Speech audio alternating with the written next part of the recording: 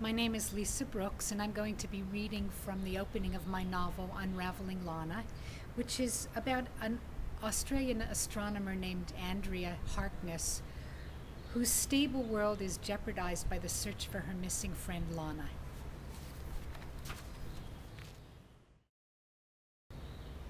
I arrived home from Siding Spring Observatory at 5:30 that Monday afternoon without the slightest suspicion that my carefully controlled world was about to collapse. I even smiled as I unlocked the front door, congratulating myself on having made it through yet another year of stasis. I should have known, of course, that even stasis is not motionless. Take the white dwarf star, for example, which occurs when almost all the hydrogen of a low or medium mass star has been fused into helium.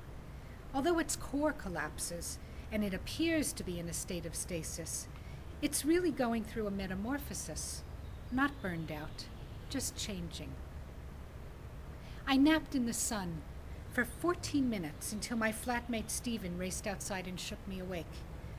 I smiled up at him, thinking how it simplified everything not to be attracted to him, nor to anyone else for that matter, not for years and years. "Someone's ringing for you," he said, wiping the perspiration off his forehead with his t-shirt, unashamedly exposing his white belly. As far as I knew, he'd never had a girlfriend. I secretly believed he was a homosexual, although we both meticulously avoided the subject of sex. I sat up, not at all alarmed. I thought brush fires were burning down the observatory. "Not funny," he said, laughing. "We'd be on the dole. You better hurry, though. It's a call from America." I did a quick calculation. It was 1 o'clock in the morning in Los Angeles.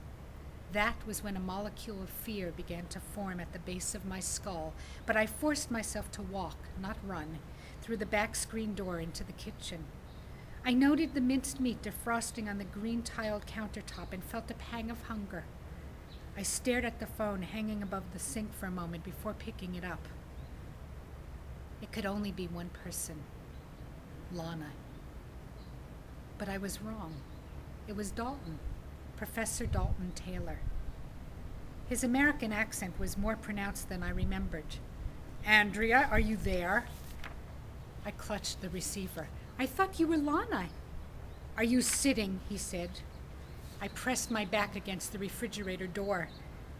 "Lana's missing." He said it simply, no drum roll. "What do you mean missing? Have you reported it to the police?" My voice rose more sharply than I'd planned. "Of course, but they ignored it until 48 hours later, and then only to file a missing persons report." The hairs prickled across my scalp. Could this be another of Lana's ploys, her way of getting at me?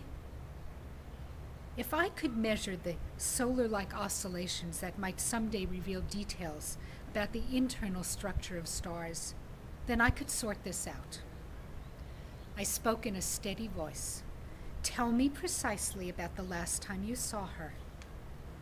"When I came home from lecturing, she wasn't there. I figured it was her theater night and she was out drinking with a friend. But still she wasn't home the next morning. It's been a week." I could feel the refrigerator throbbing against my back. I pressed harder until the motor roared inside of me. "You haven't heard from her in a week?" "She said if she were ever in trouble, you were the one I should call." He waited for me to respond, and when I didn't, he kept on. "The day before, she couldn't stop talking about how much she missed you. It's as if she knew." "Knew what?" "That something bad was going to happen."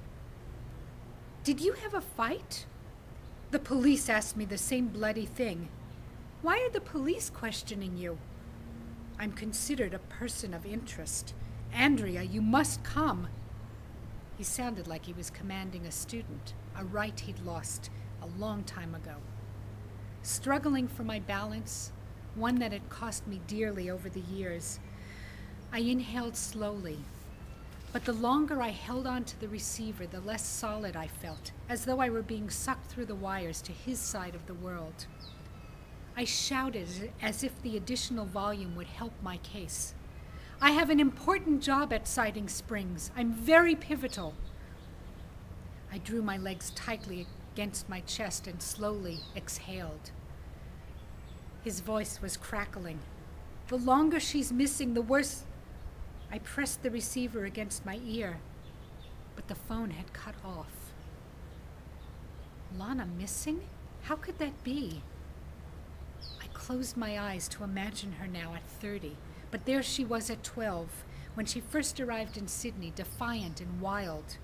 When I squeezed my eyes more tightly, she was 19, with her tangle of hair and her bare, tanned legs flung around the professor's waist. My professor. I loved him first. I hung up. I was starting to get a pain in the center of both of my temples. I massaged them to ease the throbbing, but it did not help.